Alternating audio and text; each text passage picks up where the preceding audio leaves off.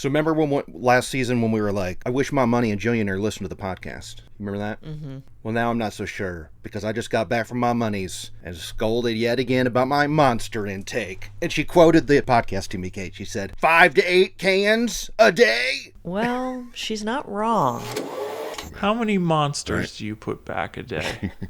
Between 5 and 8, okay? Kurt. Yeah. 1 is too much. That's true. Yeah, she loves that you're on that. She loves that my friend Danielle is on me about the propane in this place, and that my friend Nicole is on me about my sleeping. She's like, we got you covered. And I'm like, okay. I'm kind of ignoring all y'all. Yeah, It doesn't seem like you're doing any of it. Well, you know what? That's just the way it is, okay? This podcast has to come out, and it's fueled by Monster. This week's episode brought to you by Monster. Monster! I'm Lester Holt.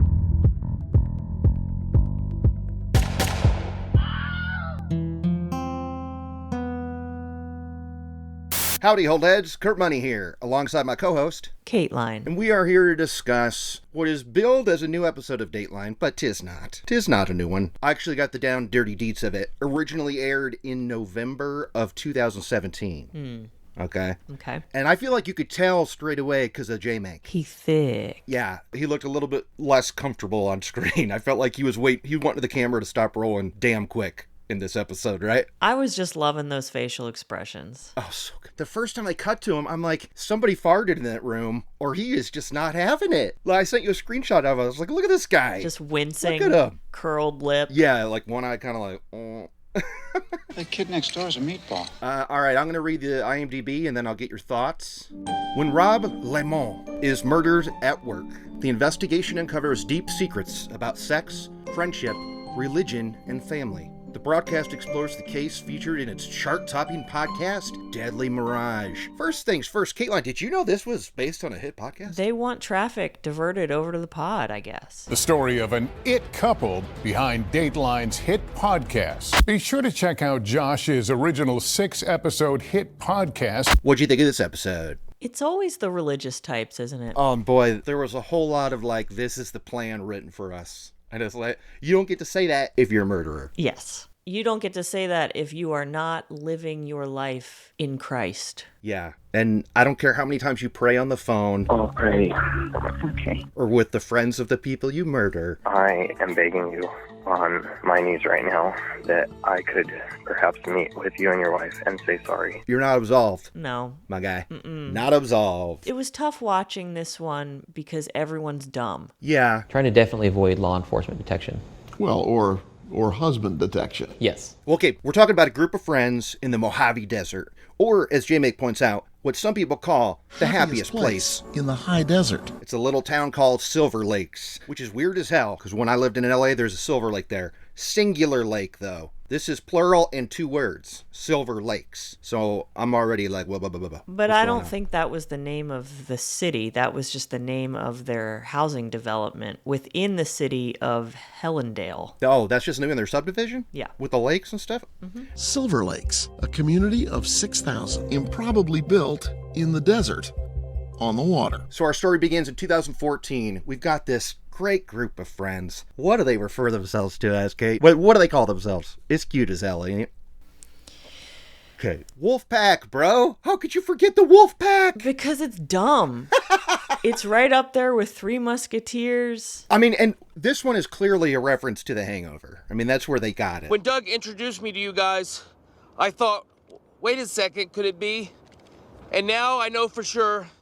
I just added 2 more guys to my wolf pack. And you know who else I think thought it was funny was old J-Make. You think he thought that was funny? Like we do, like, oh, haha, it's dumb. Yeah. Because there's one time he goes like, what do the other wolves think?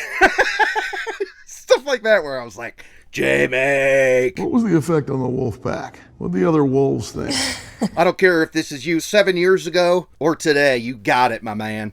Nevertheless, the wolf pack partied on. You know, there was one part of his opinion that I felt made it stick out a little bit that it was 7 years ago. I mean, we'll wait till we get there. But I feel like now a 2025 J-Mank would not be as shook by some of the events. You mean like swinging? Yeah.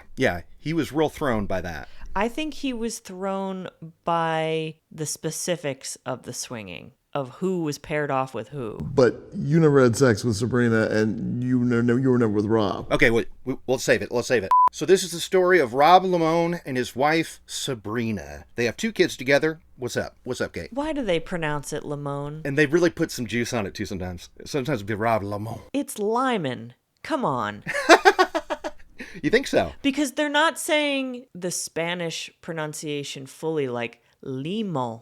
They're saying limon. Okay. Limon. Limon. That's not, it's Limon. They're trying to say it like it's French, but limon is Spanish. Okay, I can't. And they're not saying the li, they're saying the la, like it's French. They're dumb. It's Limon. Okay, I'm going to present to you the Kateline of a few weeks ago that wanted to hear debate Their name is not debate. It is debate. instead of debate. How is this not the same thing, Kate? Because these people were white. They're not Hispanic. Okay. So it should be Lyman, like Doug Lyman. Yes. Fair. But they've been married since 2000. 2014, Sabrina's texting up a storm saying, Rob, honey, come home. Your daughter wants to say goodnight to you. I miss you, baby. 8 exclamation points. Ba, ba, ba, ba, ba, ba. And then we find out why Rob isn't answering, and we hear a 911 call at his work. He's like a guy who works on railroad tracks and stuff. And somebody... This man opened up the garage door of the warehouse and saw him lying there. He's got a gunshot wound and he's been dead. Yeah. And that is, unfortunately, Rob Limon. So what, do you want me to call him Lyman? I'll call him Rob so we avoid it altogether. What do you think? Call him Rob. Okay. We hear all this through 2 other members of the wolf pack, Kelly and Jason. Now, they're pretty much the talking head throughout this episode. For a little bit, they have their, local correspondent, which I'm always like, snooze fest, keep walking. Mm-hmm. That was the bombshell of all bombshells. What did you think of Kelly and Jason? I liked them. I liked them even more when I heard that they were divorced. You really? You did? Yeah, because I was like, they're cool. They're just friends. They're kicking it, having a drink with J-Mank, recounting what happened, which I noticed That's true. They did it twice. They sat down with J-Mank on 2 separate occasions. Yep. And Kelly's hair changed, and I liked it. Yeah. Yeah, it was like, it went from blonde to silvery or something. Like a silvery purple. It was cool. Yeah. They sat on that divorce info, though, until the very end of the episode. They did. Kelly and Jason are now divorced. Okay, so they are friends with Rob and Sabrina. And Kelly hears about this right away and rushes over to Rob and Sabrina's house and is met there by a weeping Sabrina and one of their kids, and they both have on railroad jackets. They both have, they're wearing some of Rob's clothing and crying, Rob is dead. Come in here, Kelly, my BFF. Give me a hug. Mm-hmm. She also noted that everyone called her Brina. Yeah, true. Just about everyone called her Brina. What do you think about that? You like that, Kate? I don't know. I don't know how I feel. Okay. I mean, I think the name Sabrina is cool. I do too. Guess I roll with it. Yeah. So they're sad and... what if I started calling you Ert? Ertz. Ooh. Nope. Actually, you know what? I hate that, Kate, because you're losing the best letter in my name. If you're not going to say the K, don't be calling me Ert. All right, 8. Fine. Me here with letter of day. Yeah, letter of day look like, that look like letter K. Yeah. So Kelly is in supportive friend mode, and she helps them put together a wake and stuff. And we see footage of Rob's wake where all these people are together. Because one thing's for sure, everybody loved Rob. He was a great dude. Apparently, what'd you think? Men and women loved Rob. The women all wanted him to be their husband, and the men all wanted to be him. Yeah, I think they did, minus having your last name tattooed on the back of your head. I don't know if they were into that. That was a questionable move. He's got his last name tattooed on the back of his head. It only took a minute to realize he was the nicest guy in the world. He did seem like a good dude. I mean, usually we turn our eye up at this of the perfect husband or whatever. But, I mean, there's a few moments where he's got some tough stuff to deal with. And other than breaking a phone, he seems pretty chill about everything. So angry, he broke Sabrina's phone. He does. And when you find out that they were swingers, it kind of makes it...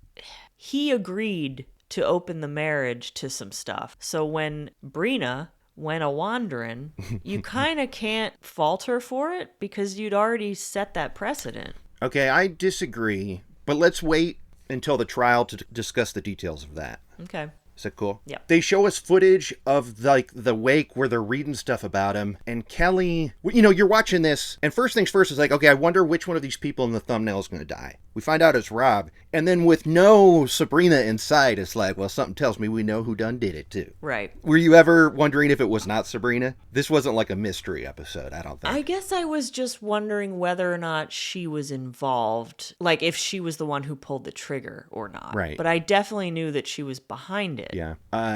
I knew that she did it because they plant this thing where they show footage of Kelly reading something that she had found in a scrapbook. I figured if she didn't have the strength to talk, I would try to speak for her in some way, so I read that. You have worked so very hard, above and beyond what most men do. And it's always moments like that where it's like, oh, the irony of this is she's the one who killed the guy. Mm-hmm.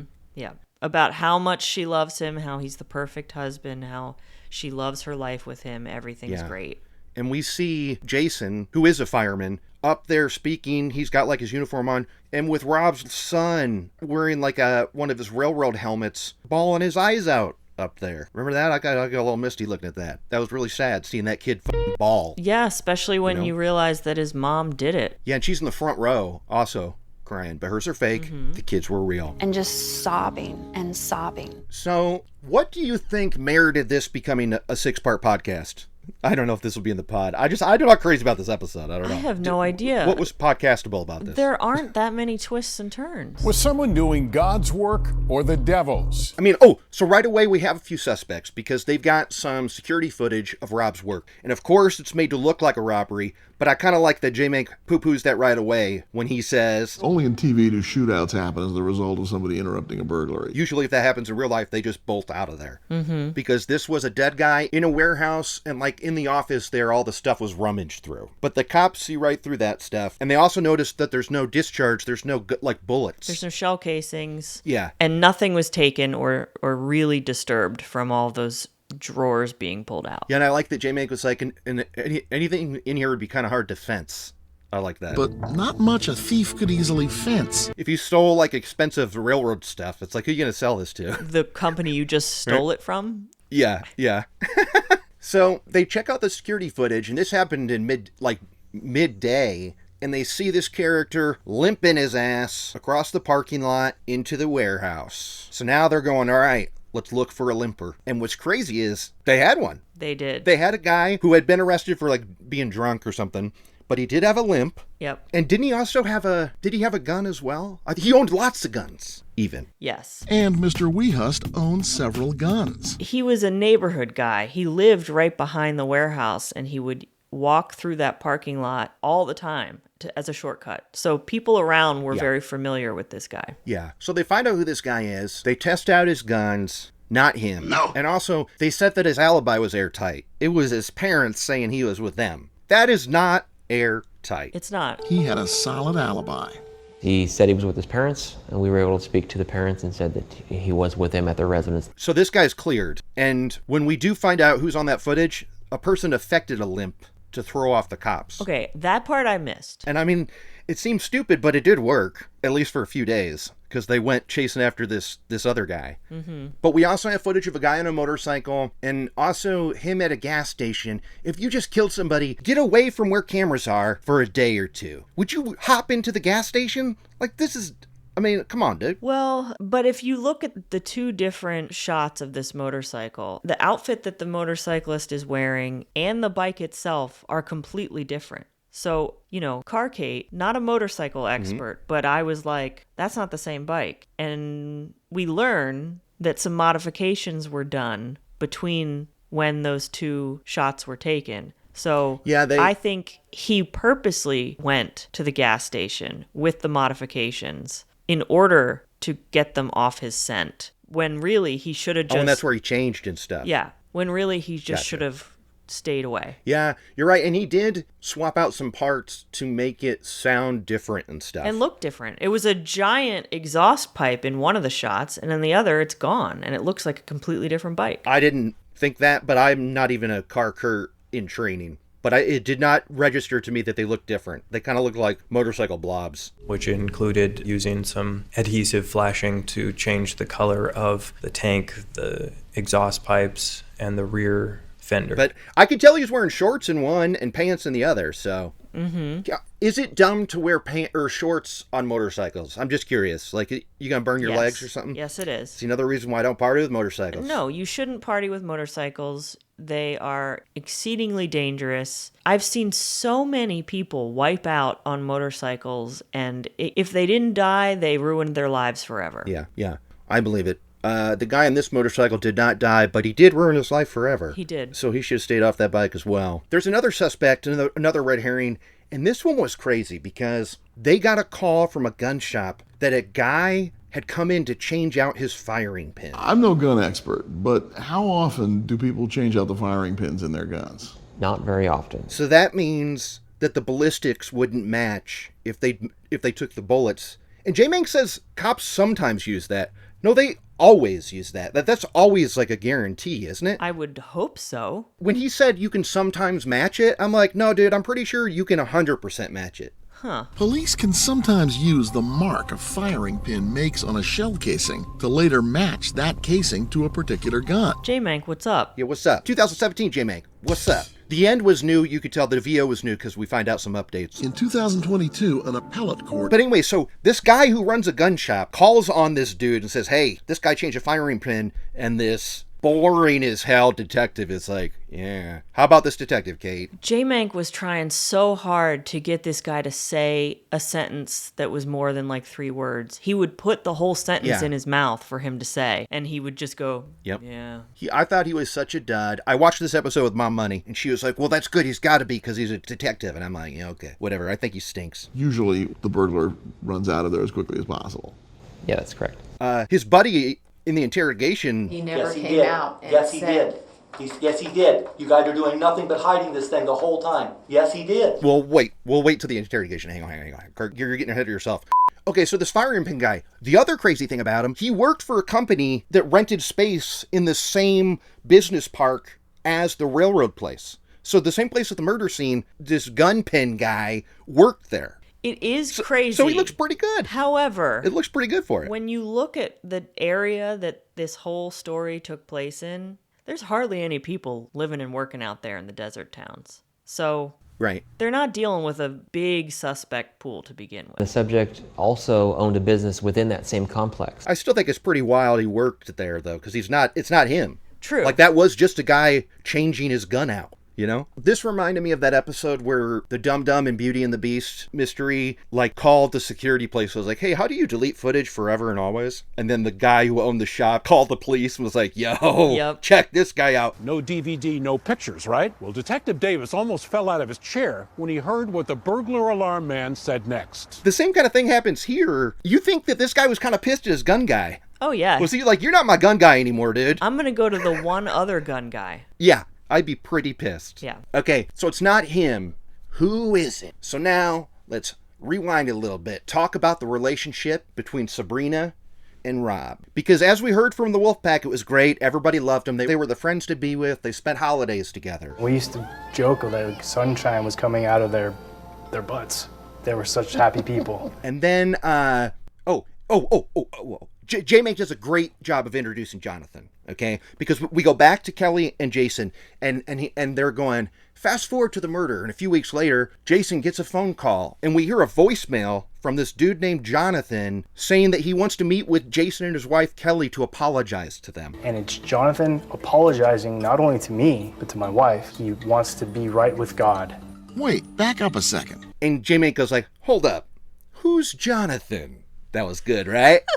That was a great J-Mank transition. Tell us about Jonathan, this 24-year-old, gorgeous, really smart person, okay? I can't wait to hear your thoughts on this because I got a few of my own. Once again, we are told that someone is really, really smart, a genius, the smartest person that many of these people had ever met. And I'm like, oh, that's got to be Jonathan Hurt, smartest guy. I mean, one of the smartest guys I've ever met. And I'm thinking, y'all just haven't met very many people because this guy's an idiot. He's 24. And handsome. And young. And he is trying so hard to get into the Wolfpack for months and months. Yeah. Before Rob dies even. He's trying to be a part of their friend group in the cringiest way. And Jason tells us about how this guy is like texting him nonstop, trying to hang out, and it's so pathetic. You know, you guys are so cool. I would love to come hang out with you guys. And I was like, oh, okay, yeah, sure. Someday we could do that, Jonathan. Cool. Yeah, like they all meet him at a Wolfpack get-together, and Kelly, like, and we know Jonathan because Sabrina's job was as like a Costco taste tester, like handing out samples and stuff. And that's how Sabrina and Jonathan met. And it was weird. It was a weird vibe at this get-together already because of the way that Sabrina reacted to Jonathan being there. But it is so sad and pathetic that the weeks after, and it became a text every day, but he would be texting Jason being like, when can we hang out again? I love your friends. You guys are so cool. I also love The Hangover. And he's texting every friggin' day, this guy, which is pretty sad, huh? And it's sad. It's sad as hell. It's sad that it was so clear from the beginning that something weird was going on with Sabrina and Jonathan. Yeah. Because they all clocked it. Like, her behavior was strange. Kelly was trying to figure out what was going on. And when he showed up at their get-togethers, she'd be like, Brina, look who's here. It's Jonathan. And she would just kind of like look surprised or was a little dismissive of it. Like, ooh, oops. Oh. Bizarre behavior. And I think very bizarre. She knew then, like, oh, and I noticed it and I was like, oh, that was weird. She's suspicious then. And then there's a day a few months later where Jonathan calls Jason, just straight up calls him and is like, I gotta talk to Rob. And Jason's like, why are you calling me? Give me Rob's phone number. Oh, right. But Rob happened to be there because they're buds. They're real members of the Wolfpack. And they're in there like painting walls and stuff. Jonathan's like, please let me talk to Rob. Jonathan confessed to Jason that he had had an affair with Sabrina. And Jason goes in to Rob and is like, Jonathan's saying he slept with your wife. And Rob's reaction is, I know, buddy. It's okay. It's weird. So weird. And Rob says, I know, buddy. I know. Found out the other day. Because Jason said something funny, which I don't... Look, I'm glad that Jason was ready to throw down. I don't know how much help he would have been. But he was like, Rob, is this something we got to go take care of? Get your bat. Oh, God. Let's go beat this dude's ass. When he came back in, I said, what's up, Rob? Do we need to go handle this? But yeah, Rob is chill. He's like, yeah, no, I know, buddy. And I broke Sabrina's phone in a rage, but we're okay now. Here, I'll talk to him. And then that was apparently worked out. Jonathan's text messages stopped. Life went back to normal. Until Kelly goes to Costco one day, and what's she see in a busy-ass Costco at the end of one of the aisles? What's happening? She sees Jonathan and Sabrina chatting it up. And this is when Sabrina had said that she'd cut off communication with Jonathan, and she clearly lied. They're still hanging out. Yeah. I mean, these are good friends, Kelly and Jason, because they're like, Jason calls Jonathan and says, stay away. Go to the other right? Costco from now on. Don't go to Kelly's Costco. So in the end, I tell him to never go into her Costco again. Oh, and also, here's what I remember, is when Jason is telling Jonathan to take a hike, go hit Costco number 2. Jonathan's like, no, it's not like that. It was an affair, but now we're just spiritual besties. Spiritual besties, because God brought us together. And now we just talk about religion or some shit. Woof. Yeah. And I mean, he's not lying, because we hear some calls later. We do. That is what they talk about. God is so good. Yeah. God is so good. And then it's 2 weeks after the murder when Jonathan makes that call to Jason going, I want to apologize to you and your wife. I am begging you. Why them? Why not apologize to Rob's mom? Or Rob's kids? Well... Or the cops? He may have already apologized to Rob's kids because he's moving in with Sabrina already. Yeah. And her mom is not feeling this. Yeah. Julie, unaware of the affair, would see him at Sabrina's house, praying constantly. But he's there cooking them food and just ingratiating himself just right into the hole that Rob left. Yeah. I think that was an aunt, but you knew 1,000% that she was blood related to Sabrina. Because they both had some long, skinny ass faces. They did. Didn't the Sabrina clan have a real face to them? They did. Like, you could pick them out of a lineup. Sure. So now that Rob is dead, Jonathan is showing up all over the place with Sabrina. And he's even saying, like, talking to the kids, and he wrote a note. Oh, this part was good. This is when Kelly, I think, really drew the line between her and Sabrina, is that Jonathan wrote a letter to Sabrina saying how much he loves her and how much he wants to, like, step in and be the Rob now. Mm-hmm. I'm the Rob now, man. It was, and Kelly is like straight up disgusted. Yeah. But Sabrina's reading this like, isn't this the cutest thing you've ever heard? This is so romantic. Isn't he incredible? And Kelly's like, nah, dude, he's a psycho. This is gross. Yeah. So I'm trying not to throw up. I'm trying not to scream. I'm just like freaking out. So now suspicions are getting pretty tight on Jonathan. So much so that the cops are allowed to get his phone tapped. And boy, was this a gold mine when they got that phone tapped, Kate. Tell us who he's talking to, what they're talking about. He's talking to Sabrina all the time. They are talking about the Lord and their prayers. Good morning, my lover. Well, good morning. They're saying they're not coming out and saying point blank, like, hey, remember that time that you had me go murder Rob? But context clues within their conversations basically say that, where they're talking about how much the cops know, what have they figured out. It's very clear that they are involved, and the cops are loving this information that they're getting from the wire. So they start to... What do they do, Kate? Tickle it? What was the term? Of course, they tickle the wire. They tickle the wire. A term we've heard before, but I want J-Mink to explain it to us every time like it's brand new. How great was J-Mink talking about the wire getting tickled? I love it. You were playing Sabrina and Jonathan like a couple of violins. Yes, that's what we were doing. I'm surprised you didn't have sheet music. The detective calls Sabrina and gives her fake updates on the case just to kind of rattle them.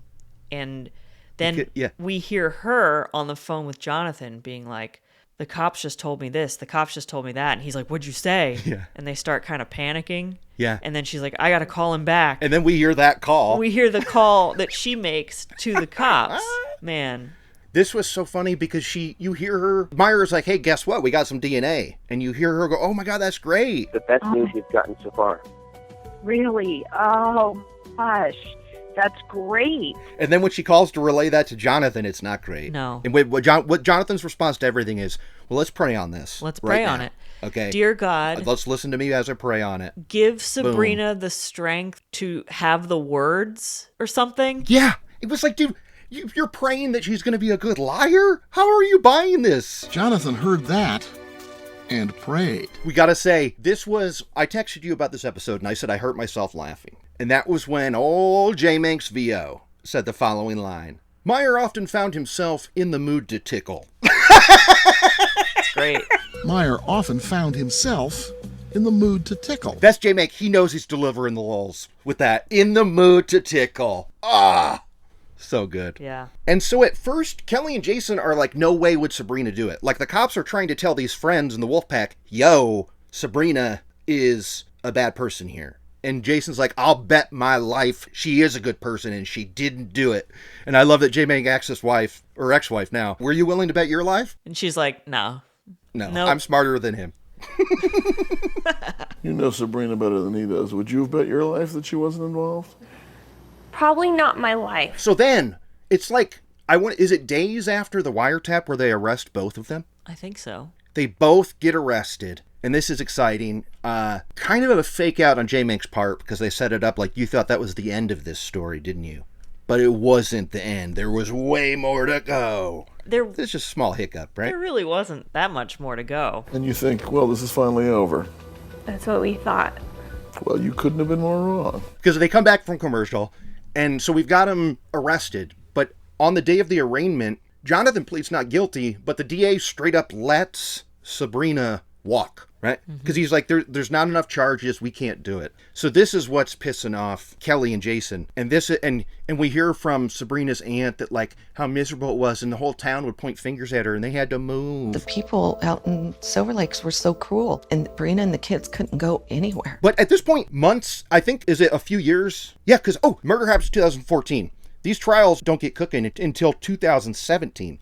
So there's at least 2 years where she's out on bail, living it up. And at this point, it's a waiting game because they need something to get her arrested and they've got nothing, right? Mm-hmm. And so they go, well, you know what? We just got to wait until Jonathan starts talking.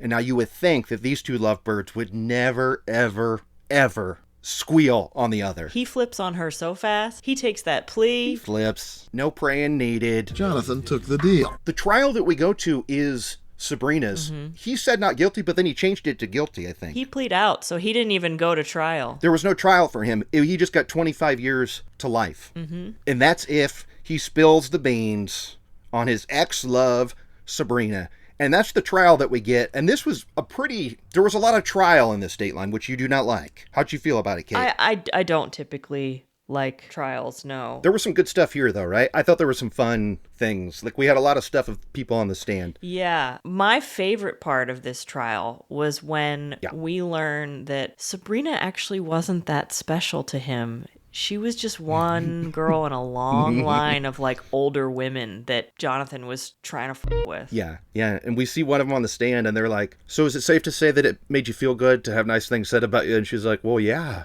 These poor ladies, huh? Yeah. It was kind of flattering to have someone who was focusing so much attention on you. Would that be right? Of course. Did you think, okay, he's not a murderer. He's not even like a guy who carries a Bible around all the time. Do you think Jonathan Hearn was attractive? I thought he was difficult to look at. I did not find him attractive, no. I bring that up because between that and how smart he is, every time someone talks about this dude in this episode, they talk about how smart he is and how good looking he is. He's neither. I mean, even when Sabrina's on the stand, she's like, yeah, I thought he was like a human dictionary. Oh my God. That sounds annoying as hell. He was very intelligent. I felt like I was with the human dictionary. Mom Money did point out to me that I guess he is a little smart because, okay, Sabrina's attorney, you'd think I'd hate him. I thought he was such a doof and sank himself so quickly. I didn't hate him. He was doing just fine on his own. Jonathan kind of made him look bad on the stand. Do you remember the part I'm talking about? No. He goes, the defense attorney keeps going, and according to you, when you cold-bloodedly killed this guy and now you blame it on the wife, is that true? Means you'd probably be out before you were even 50 years old then, after having murdered a man in cold blood. Is that right? That was definitely cold-blooded, sir. Or like he does like some sort of meandering thing where he's leading him. He did answer his question, but just not the part he was waiting for. My question is you would be out before you were 50 years old. Is that right? That was part of your question, yes, sir. I got to give Jonathan a few points for that, I suppose. Right? Because the lawyer's sentence structure was incorrect. Yeah, and he thought he had so much heat by pointing out that, because one thing we found out is there was a test run where there was some arsenic-laced banana pudding that Jonathan made for Sabrina to give to Rob. The proof, Jonathan told the jury, was in the pudding. Banana pudding, to be precise, laced with arsenic he'd purchased. And the defense attorney is like, so you gave this to her and she just put it in the fridge for her kids to eat? Potentially putting her children in danger of eating that pudding, right? If you actually delivered it to her and she knew about it, right? And I was like, yeah, she also had her kid's husband murdered. Like, this she is doesn't not care. Outside. She doesn't give a Like, who are you convincing here, dude? He talked to J-Mank and all he kept saying was no. And he had so much energy, like he was so good. But I feel like he barely got a word in otherwise. I think it's because he's a dum-dum. Yeah, I think so. You weren't claiming that Sabrina had been the perfect wife to Rob. Nope. You weren't claiming that she had never cheated. Nope. You weren't claiming that there had never been an affair with Jonathan Hearn. Nope. He got his law degree at Costco. Sure you know where you're going? Yeah, I know this place is pretty good. I went to law school here. In Costco? Yeah, I couldn't believe it myself. So this is when the swinging comes out. They bring up Kelly. They call her to the stand, and they straight up start grilling her like she was in love with Rob. Like, were they calling her a murderer, or what was their motive here? They really played this up that she loved Rob and that they all slept together or something, right? I think it was trying to show Sabrina's character, that swingers are bad people. Did you and Ms. Limon and her husband and your husband engage in sexual activity together? Yes, we did. And this was another point where I think Kelly got a win because she told the defense attorney, I think I cared about Rob more than she did. She murdered him. Yeah. I say, bravo, well done, Kelly. Bravo. Why aren't we calling you smart and just this dum-dum over here? Kelly was the smartest one in the episode. That's because you cared about her husband so deeply, right? I believe I cared about him more than she did. That's very true. And I thought she had some good points up there. And it's not even so much swinging. It's discovered that a few years ago, the two couples would get together at least once, right? It's not like it was a regular thing, but in the past, they had gotten together and the two wives would mess around and then they go their separate ways and have sex with their husbands. It was usually Sabrina and I, and then we would go have sex with our husbands. Did they do it in the same room and stuff, or do you think they went home and partied? What do you think? Probably in the same room, although Jason didn't divulge all the details. He wouldn't. J-Mank was asking him, does that mean that you and Rob would fool around too? And he would not answer, which means they did. It kind of sounds like everybody's messing with everybody, which is totally fine, of course. Which is absolutely totally cool. And none of our business. What am I missing here? Without going into any more detail, that's about as much as we'll tell you. This is when I thought a 2025 J-Mank would not say things like, I'll admit, when I approached this issue with the Bernatines, I was in uncharted territory. So wait, you were with them, but you didn't do this? That's not a today's J-Mank. I feel like today's J-Mank is like down to party just like that. Yeah, absolutely. And he'd say, stay in the same room so you can high five while you're doing it. I got another shout out for J-Mank and what sets this apart. Like, this episode was okay, ho-hum, but what makes it a little better than most are these hilarious J-Mank bits where in his VO, you get the sense that he is rolling his eyes just as hard as we are. And that's because on the wiretap, we hear that Jonathan is comparing their love to that between David and Bathsheba in the Bible. Mm-hmm. And how David had Bathsheba's husband killed and all this. And there's this great part where J-Mank goes, in the Bible, David does not roll on Bathsheba for a reduced sentence. Crushing it. And in the Bible, David does not roll on Bathsheba in return for a reduced sentence. Crushing it! Oh, it felt good to have him. Well, we haven't seen him in a long time. He's had an episode this year, unlike our boy Murph Dog. Mm-hmm. But it was months ago. Alcoholic Ricky worked at a hookah lounge. Oh my God. Do you remember when Jonathan is on the stand and he goes, tell me who this reminds you of? Because this is what he says, right? Her frustrations became my frustrations. Her demons became my demons. Who's that remind you of? Kim! His anger was my anger. Remember that? Oh, Kim.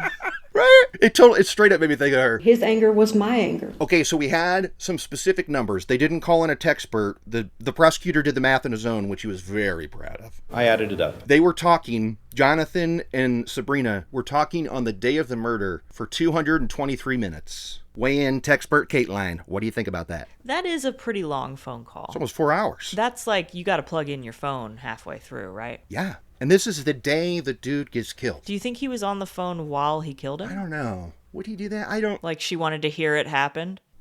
I would have loved to hear that detail. She wanted a play-by-play? Yeah, but luckily the jury didn't need it because they found her ass guilty. They did. Guilty of first-degree murder and a litany of other charges. But what's weird is she gets the exact same sentence as him. But if this trial happened in 2017, that's only 8 years ago, Jonathan will be eligible for parole in 3 years. He is eligible for parole in November 2028. What's up with that? He won't get parole. That's too early. It is, but what's the parole board love? Apologies and like people owning it. That's Jonathan's whole thing. That's kind of like his kink, is apologizing to people, right? Like he's loving it, taking responsibility for this. He knows what he did was wrong, and he felt that maintaining a not guilty plea was dishonest. Because we hear about what a deeply religious man he is. You know he formed some kind of prayer circle in prison, and that's going to help with the parole board. Of course. This guy bugged me, not just for being a murdering cheater. I was annoyed they called him handsome a bunch because I wasn't seeing it, and I didn't think he was very smart. He was not smart. How do you think Sabrina did on the stand? I mean, she did do worse than Jonathan. I guess we got to give Jonathan credit there. I think she knew she was screwed either way. It's kind of like, there's no answer she could say here is going to make it okay. No, so she might as well just, sass them a little bit. Yeah. Well, they weren't in the bedroom with us. Okay. We didn't invite all of Silver Lakes over. I got to go ahead and give the all-star award to that friend Kelly, because she points out the best part of the trial was knowing how important Sabrina's appearance was to her. She was always very into like her hair and makeup and her clothes and superficial things like that. And that she had to be on camera looking like this. So funny and petty. So knowing that it was probably killing her to be in that state in front of people and cameras was very satisfying also. Very satisfying. I was like, Kelly. Yeah, that was awesome. And that's when we find out that the wolf pack still gathers. They honor their friend Rob, but those two are divorced. The wolf pack still exists, still hangs out. One of them was wearing a shirt that said wolf pack, so they went hard on this nickname. They had t-shirts made like it's a family reunion, okay? There's not a lot to do out there in the desert, Kurt. No, that's true. And what else are you going to do in the desert? You see, you got fishing. That's about it. Also, that lake was man-made, and those fish were put there. So that's like the lamest way to fish. Yeah, although fish will show up anyway. We had a small pond in our backyard growing up, and it was a man-made ponds and fish just appeared. How'd they get in there? We didn't put them there. That makes no sense, Kurt. There had to have been a fish in order to make other fishes. You know, you say that, and you say it with this tone of like, Kurt, you dum-dum. But I'm telling you, we didn't put fish in there, and fish got in there. That's a fact. That's like Myers' lore, okay? I'll give you Dad Money's contact info to confirm. Were there some fish eggs, like, on the back of a frog, and the frog went in there? Look, maybe. But my only point is, they find a way, these fishes. I'm simply saying that life finds a way. However, this was the desert. Yeah, you got me there. And I think that's a good enough point as any to go to those lists. What do you got? Kate's unnamed list. This was a very small town. Yep. I guess I'll count it. This is like a small town by choice because it was built. It's a newly built development in the middle of the desert. Yeah. It's not like this is an old country town in the South that's been there for generations. This is like a 15-year-old town. Yeah, and how efficient is it? They had to bring that water there. And as we know, California is struggling with some water issues. Like, was that, like, smart? No. It's a lot of water. Like, they had to bring that water there, right? It's not like they had, like, a spring to tap into. It's also very far from anything else. I Googled it, and... Oh, you did? Sabrina's Costco is like 30 minutes away. From where they live? Uh-huh. Which means that's where the schools for the kids are, too. Mm-hmm. Like, living out there in isolation by choice like that, there's just something so obnoxious about it. So obnoxious that you, like the kind of people that give their group of friends a nickname and stuff. Yeah. Like, it kind of feels right in line. Yes. What do the other wolves think? And then I guess I'm going to go with the motorcycle. We'll count that as a car, a vehicle, because it did have something to do with the case. They found those extra motorcycle parts that Jonathan had discarded, and they matched it to a bike that he owned, etc., etc. Okay. Is that it? That's it. On to Kurt's Kick-Ass List. Kick-Ass List. We got one when J Mink was saying only in TV do burglaries end in shootouts. Only in TV do shootouts happen as the result of somebody interrupting a burglary. I said, J Mink, right on. You made the list, boy. Welcome. I'm going to give a slight shout out. This is an honorable mention because J Mink points out that the street they live on is called Strawberry Lane, which is a reference to a song, of course. Now, is that movies or TV? No, but it's entertainment, so that's why it's honorable mention. Are you okay with that, Kate? What song? What? Oh, wait, yeah, that's Strawberry Fields. Yeah. And Penny Lane. Uh-huh. Why did he point it out then? He did point it out, though. He said Strawberry Lane, and we saw a shot of the sign and everything. Well, just that it was wholesome, maybe? I don't know. Oh, okay. Well, then guess what? Not even honorable mention. Rescinded! Get out of here! So I just had that one little thing. When they said that Rob wanted to be a fireman before I knew who was going to die, I thought, uh-oh, they were planting the seeds of like sour grapes or something. Rob thought about becoming a firefighter. Because he couldn't make it. He couldn't cut it. And that would be like Mustang America. In that it's about firemen. It was he tried to join the fire department and... He was their chief. Yeah, but then the guy who killed him, wasn't he tried to join and he didn't make the cut? You're buying Mustang Sally's... Yeah. Alibi. That's right. What she said happened. And I'm referencing that, yeah. Okay. My apologies. Whatever. My apologies. Sorry, Kate. Sure was damp today. And on that note, I'm Kurt Money. I'm Kateline. I'm Lester Holt. For all of us, I'm Lester Holt. Good night. Monster!